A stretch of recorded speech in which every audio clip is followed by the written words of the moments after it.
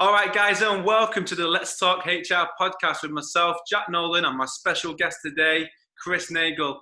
He is a special HR expert, in my opinion. He's got a lot going for him. I've been looking him up, and I think he's great. So I'm looking forward to this chat today with Chris to find out what his thoughts and opinions are around HR.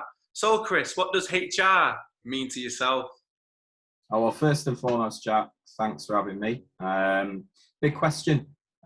What does HR mean to you? But fundamentally, the function itself is there to facilitate the regulation of employment on behalf of the employer.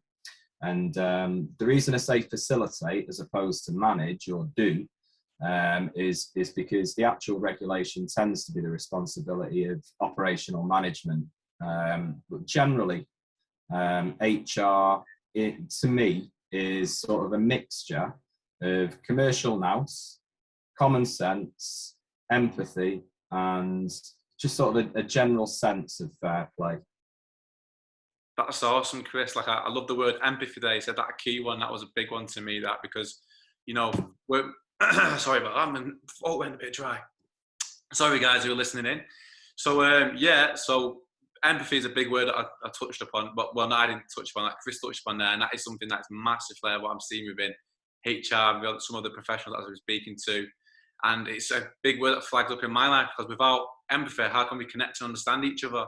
And that's something that I believe is massive in the workforce, for people to connect with each other and create them strong bonds so you can move forward towards them goals within the corporate world to get closer to where you need to be and essentially become the best version of ourselves in the process of that. So thank you for mentioning that, Chris.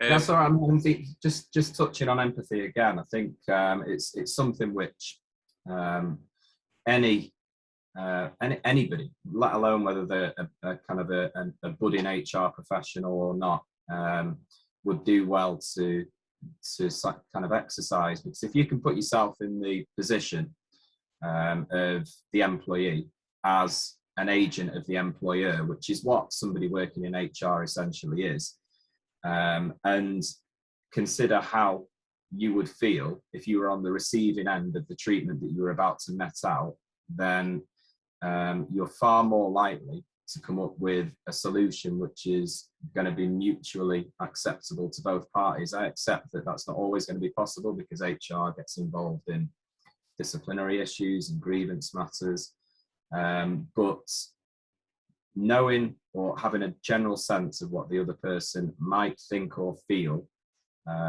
is key to arriving at a solution which will be well received by both parties, really.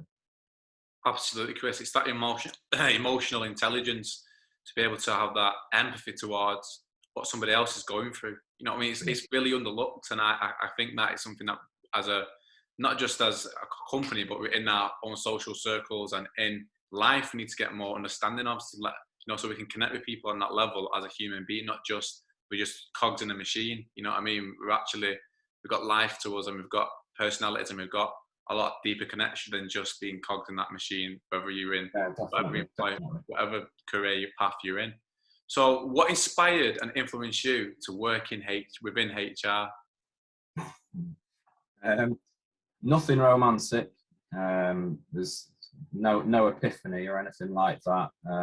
I was at university in London, and my psychology / combined studies / sociology course, which sort of morphed over the course of the 3 years, it ended up featuring a people management unit, which I enjoyed and did pretty well at. So after graduating and realizing, well, I'm not going to be a psychologist or a sociologist, so I better think of some way of practically applying what I'd studied whilst down in London. I decided, in my naivety, that I'd simply do HR. So 100 or so rejected applications later, the penny dropped, and obviously I realised that you needed this weird thing called a CIPD qualification. So I grudgingly signed up to do my CIPD at Manchester Met, and landed a graduate trainee position at EML on the day that I bagged my postgraduate diploma. That's amazing. Like honestly, like it shows that resilience that you've had to go through all that rejection, at the beginning, where many people might have just decided this isn't a career for me. You know what I mean? Like you're going through that adversity of that professional adversity. You know what I mean? What people don't really talk about and speak about, because all you hear about is the success stories, but you don't see the actual work what someone like yourself has had to go through to get where you are today. You know what I mean? All them Character building, Jack. Character building. Absolutely, I love to say that saying. It is character building. I think if you hear the word no 49, 50 times over, then you become a bit desensitized to it. So you either go one or two ways. You either jack it in and think, I'll try something else. This line of work isn't for me, or you've got a general sense that this is worth persevering with, and keep on going until somebody says yes somewhere. And fortunately, that happened in my case. Absolutely, Chris. That's very inspiring, and it's something that I can connect with myself through the journey that I've been on through speaking, through writing books, working in the creative industry. That no to me stands for new opportunity. I break it down, you know what I mean? So I love it. I love the inspirational sort of message you're giving there. And for those who are listening, I'm sure you'll get a lot from hearing these inspirational messages, because in life, without that inspiration and motivation, then sometimes you might think to yourself, what's the point in doing it? But there is a point, because at the end of the day, you will get a lot closer towards your goals if you're just moving in that direction. So thank you, definitely. Chris. No, and I really like the way you've turned it around as well. Just reading your bio on your LinkedIn profile and learning a bit more about you. Just that impressive what you've done, turning adversity into something worthwhile and something that you made a great success of. Oh, thank you, Chris. That's very humbling, and my ego's going up there now. It's brilliant to hear. Thank you so much for that. It's really there's not many people check me out, but I appreciate that a lot. And for all the listeners out there, check me out on www.jacknolan.co.uk, or just give me a Google. That's a shameless plug, but I thought I had to do it, so the moment was right. So again, how important is the mental and emotional well-being of your organisation that you work in? Well, it's fundamental, and it always has been, but we've probably not been sufficiently conscious of it until recent years. And being in HR consultancy, we've always supported employers in dealing with sickness absence issues arising from mental health conditions, so stress, depression, anxiety, and in some ways mental health became something that we advised on rather than something that we had to look out for amongst our own people. And because our advice often related to cases where the authenticity of these conditions was in doubt, there was definitely a degree of cynicism around it. That's receded as we as a business and the individuals that work in the business have become more aware of the impact of poor mental health in the workplace. And certainly movements like mental health first aid, suicide prevention, those types of movements have increased our understanding, and certainly the events of the last 18 months have given us first-hand experience of the need for health and well-being interventions in the business. That's very powerful stuff that you're saying there, Chris, and I hope a lot of people listen to that will actually, business owners and entrepreneurs and people who are running businesses, hear that message, because it is very strong.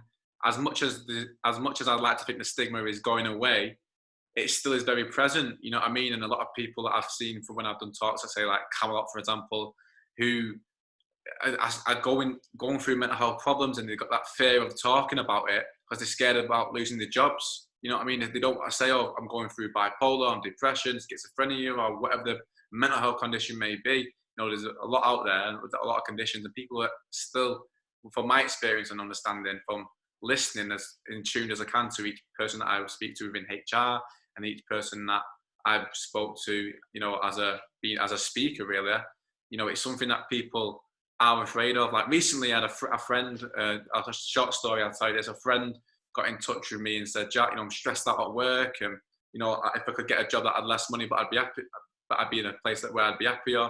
You know, that is something that's a conversation that's worth chatting about. You know, that happiness within the workforce, and knowing that, you know, you can speak to your boss, and that's something that one of my friends is, you know, a bit scared of doing. He's scared of talking to his boss about what he's doing. He's scared about saying that he's getting a therapist. It's that insecurity and that low self-esteem which people are starting to fall into through the lack of understanding and support around talking about the emotional well-being, which is something that very well can end in a very disastrous way. For example, you might get sectioned like myself on 2 occasions, or you might, you know, be having suicidal thoughts, which is very, very scary and dark place to go into, and something that I'd wish no one has to experience in life. But it's something that I'm very passionate about in terms of talking about, because, you know, only recently we lost a family friend in my life who, unfortunately, even though I'm so vocal about mental health, didn't have the courage to speak to myself or anybody else within that, you know, social circle to say that they were struggling, and they passed away now. So it's very sad. But, you know, there is hope and light at the end of the tunnel that, you know, through these podcasts and through other people in the industry talking about all different things around mental health, that we can open that conversation and not just make someone happier in the workforce, but save someone's life, essentially, because we don't know what's going on in people's lives. We don't know how many plates you're spinning. For example, with yourself, you've probably got your business to run, you've got your HR responsibilities, you've got employees that you need to speak to, you've got, you know, lists and lists and lists of things you need to do, and you can't, you know, you spin that many plates you spin, you can't keep them all going. Something's going to break at some point. So I just really hope that the audience listening in today can understand that and take some value away from that thoughts and opinions, what you just shared then, Chris. Yeah, and thanks for sharing what you've just shared there, Jack. But I think it's sort of highlights two key things which work against people coming forward and sticking their hand up and saying that they may be struggling. And I think the first of which is the fact that men generally find it harder to speak about and fess up to. And secondly, where we come from, northwest of England, Manchester specifically, I suppose in a group of lads, it's something which traditionally has been treated with a pinch of salt at best. And I think, you know, the exposure that men's mental health has received specifically in recent times has been extremely helpful at encouraging men to sort of ask friends, are you all right? And then I know that the message is, if you say yeah straight away, or fine, no problem, then ask again, are you really all right? And I think it is important, and it does resonate with me, because my particular peer group is very much what you would expect a group of Mancunian men to be like. So I think that side of things has helped. The exposure that has come to that men's mental health in particular in recent years has been really helpful. So yeah, thanks for sharing your story there. No worries, Chris, and thank you for your kind words and what your thoughts, what you just shared with me then. You know, it's good to see like role models out there and celebrities like Tyson Fury, for example, who's been through the mist of darkness, you could say, and come out the other end as a fighting champion, not just in the arena, but with the public, sharing his story as well, which is an inspiring one. And it just gets that conversation going, you know what I mean? I'm a bit similar to yourself. I've got peers around my group of social circles and friends that don't really want to talk about that kind of stuff, but they always come up to me and show me, they use me as a conversation starter to say, hey, look, Jack's been section twice, been through this, done that, the other, he's done books, he's done speaking, he's doing on all these awesome things in his life. There is a light, you know what I mean? So I'm grateful that I can be a conversation piece for some people to be able to say, you know, look, there is hope, there is life, there is things. And you can use me as an example to your friends, Chris. You know, you can say, I had a chat with this young lad and he's got mental health problems, bipolar, this, that, and the other. And if that, you know, even just talking about people you spoke to or people who are doing things, it just makes some people go, really? That is doing well and he's stable and he's on medication and he's got a good mix and he's got a good cocktail of, you know, formulas to keep himself well. And it shows you that, you know, you can get up in the morning, you can You know, because I used to be envious, Chris, and sometimes I struggle sometimes, you know, with getting up in the morning and stuff like that. And I won't be envious of someone's success. I'd be envious of their routine, that they can get up and they can go to the gym and they can eat well and brush their teeth and other things we take for granted, Chris. You know, Yeah. so sometimes I get a bit envious in that. I think, oh, I wish I could do that. But I can do that. And it's just changing that limited belief and that story within myself.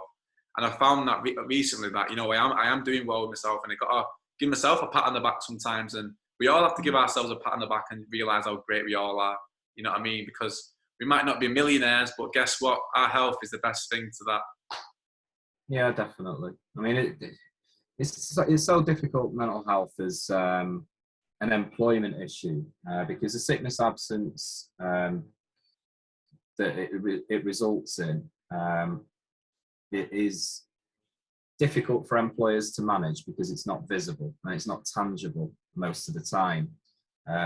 You can, you know, have a broken bone or physical sickness where it's quite apparent that you're struggling in terms of your health. But when it's a mental health condition, it's so much harder for employers who are essentially, you know, people themselves and react in a human way towards things. If they can see somebody that's struggling physically, then it's just somehow more easy to deal with it than if it's an invisible illness, which mental health often is. But certainly, it's certainly getting wider exposure now, which can only be a good thing, and employers can't fail to kind of pick up on the raft of information that there is on it out there, and appreciate the benefits to the business if there is understanding and supportive in respect of mental health issues as they are to physical ailments. So yeah, that's just something else I wanted to add. Absolutely. Bang on, Chris, because, you know, I think if you can get a solid 3 days out of someone, say for example, someone's working 5 days a week and they're stressing out, spin on his plates, and they're running dead fast like Usain Bolt. Next minute, the red goes, that's it. What are you today to the business or value they can bring if the red's gone? So if you can do a solid, you know, find that balance of how many hours you can work and in a high productive state, you know what I mean, is better to work 3 days massively productive than having 5 days stressed out, you know, overwhelmed, panicking, anxiety attacks, you know, having the full works. You know, finding that balance is hard for every employee to find out for themselves and to communicate that with their employer to say, this is what I can do. And even though it affects maybe the rate of pay, because I'm not too, you know, involved in anything like that to understand what goes on in them levels, but for that employee to find out what works for them is essentially what will work better for the business, in my opinion. I could be wrong, Chris, but that's my thoughts on that.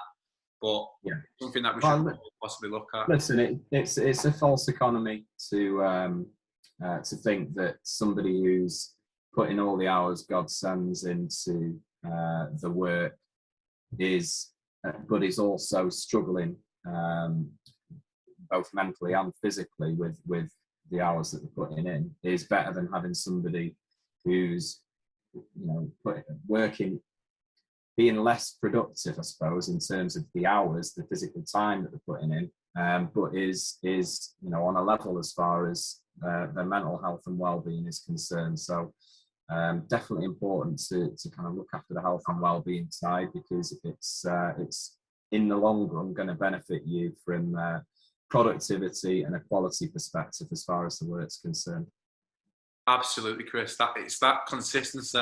If someone, it's like going to the gym. If you can be there consistently 3 days a week instead of 7 days a week, you know what I mean, you're going to see results in the long term. So it's all them little hours add up. You know what I mean. So it's that athlete mindset of being consistent. You know what I mean. Something that I really value in. So sorry for going on a little bit too much about that question there, but I think it's really important that we've highlighted that. Yeah, definitely. So I'm going to jump straight into the next question. That is, what strategies have you found beneficial to support your employees' well-being and development? Well, I suppose doing the job that we do, our people, as in EML's employees, have a heightened awareness of the signs that the mental health might be suffering, and strategies that they can use that they can deploy themselves to address that. In other words, that they're in the game and they know what works. Not to say that they're mental health experts or anything like that, but because they advise employers day in, day out on how best to manage those situations, there's probably a greater level of self-awareness and the ability to sort of apply the strategies which they advise employers to apply themselves to themselves. But beyond that, we as a business provide ready access to an EAP, and we introduce weekly one-to-ones with all members of our team in order to keep track on their own well-being. We've also offered members of staff hybrid working arrangements, and most of them have availed themselves of those flexible working arrangements. And we'll certainly be continuing with the weekly one-to-ones indefinitely, really, despite our return to the office this week, simply because it's good to be able to check in with them. On the one hand, it's I suppose it serves a dual purpose, being in regular face-to-face contact with all the members of the team. On the one hand, you're keeping abreast of what they're up to, what the workload is, and what the key priorities are. But more than that, and certainly during the pandemic, it was whilst we were all confined to home working arrangements, it was a case of, are you getting on all right? Because there was a real Groundhog Day syndrome, and not really seeing people from one day to the next, and all the days were merging into one. Your home was your office, and the boundaries were blurred. And although there's obviously benefits to working from home, avoiding the daily commutes and all that goes with it, but at the same time, when you're kind of viewing your own home and your house as a workplace, that can take its toll, and you don't want to be walking into your kids' bedrooms or your dining room or your lounge and seeing your workplace, really, and your work paraphernalia dotted around. It's supposed to be somewhere that you escape from work. So that was certainly a testing experience for certain members of the team, and the one-to-ones allowed us the opportunity to just sort of say, how are you doing, and just allowing them the opportunity to talk about their experience, and doing what we should be doing anyway as the employer, and in the interests of our duty of care towards all our people as employees. Absolutely. I was going to say, I've got the word fire ringing in my ears, which just means, that's absolutely on point, as the young kids say these days. But it's a really, it's fascinating, you know what I mean? Because we've gone through this experience the last 18 months or 19 months, however long it may be, which is alien to us. It's something that we're not used to. And like you said, we escape from work when we're at home. It's our place of, peace and harmony and blah, blah, blah. And to having that, work environment, watching from the outside, from my parents and family, going through that experience together, has been like a bit strange, as the living room is the office, and we've got tables in there and everyone's doing the bits of work and paperwork everywhere flying wild. So it is alien to us, but now I think we've all adapted and overcome through that now, where we're used to it. Possibly made us stronger, even possibly made us even more productive, because even though it's important to have chats at work, there's been more time where you've been having that solid focus on what you've got to do within the hours you've got. So we've been more disciplined. I suppose we have developed that discipline for those who are in high, big careers and stuff like that.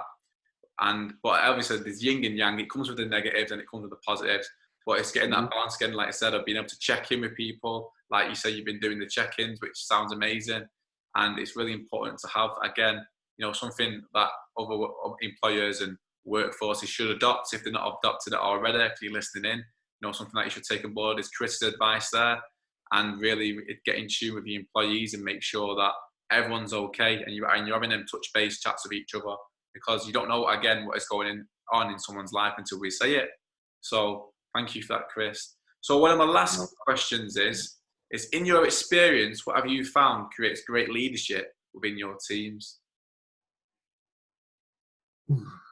Well, first and foremost, I don't really go in for all the theory that flies around about leadership. I think peddling it has made a lot of businesses very rich. As with HR, I think common sense and empathy are important, but that leading by example and practicing what you preach are the two most important attributes of a leader. And as to whether those characteristics can be created, well, I guess you're back to the old nature-nurture debate. Are leaders born or made? My position is that they're neither exclusively one or the other. I think, obviously, certain personality traits are innate, but others you can learn over time through experience and observation, just watching, listening and learning. And that's, for me, is why in-person interactions that take place in a physical workplace is so important. If your people witness you leading by example and practicing what you preach firsthand, then they're better able to assimilate those behaviours over time, and thereby refining their own leadership characteristics. So it's one, I suppose, one of the reasons why we're quite relieved to be getting people back in the office, because whilst it's great being able to offer a hybrid arrangement, and it means that we've got a happier workforce because they're not doing the daily slog going from wherever they might be coming from, the other side of Stockport to an office space in Warrington, and the 45 minute drive that entails every day. It's still important to us to get people together and to have them rubbing shoulders together, and being able to watch and learn from each other and from us. And I suppose over time that can only help sort of perpetuate the culture that we've spent, we've been going since the mid-80s. So that culture only really survives through observation and being around the people that are leading the organisation, and being able to sort of assimilate the behaviours that they do, so that hopefully the culture of the business and what it stands for persists and sort of perpetuates over time. You mentioned a lot of key things there, Chris, and a lot of powerful things too, like culture and being able to have that moral authority, which basically just means like leading by example. Yourself, going in the office, you're doing what you need to do, you're being a strong leader, you're connecting, caring, having that empathy, and showing that moral authority that, this is the example, this is what we stand for. Like you said, you've been going since the 80s, and this is where we're going as a company, and this is how we're going to win. You know what I mean? Because at the end of the day, we all want to win. You know what I mean? We want to be the best we can be. And that's essentially what winning is. Being our best selves, no matter what the competitors are doing, no matter what anybody else is doing, it's what we're doing right here and right now. So that's something that I really think is powerful, what you mentioned, that moral authority and leading by example. So for those who are listening, what they say, this is coming towards the end of the podcast now. But again, thank you, Chris, for your thoughts, your key insights, your motivational messages as well, because I think you're quite motivational about you realizing that you do have them leadership qualities within you, what just naturally come out when you speak. So I really want to say thank you for sharing that without you even realizing that you've got it. You know what I mean? So I'll give you that extra tenner later, Jack. What's that, sorry? I'll give you that extra tenner later for saying that. Oh yeah, no worries, mate. No worries. We've all got to make a living somehow. Yeah, you're right. yeah, sound. So everyone, thank you for listening in. I hope you've enjoyed the podcast. Again, thank you so much, Chris, for your time. You can find Chris on LinkedIn. Give him a shout if you need out anything. And myself, if you need out, give me a shout. Best wishes, and I'll see you all in another podcast. Thanks for having me, Jack, as well. Appreciate your time. No worries. Thank you.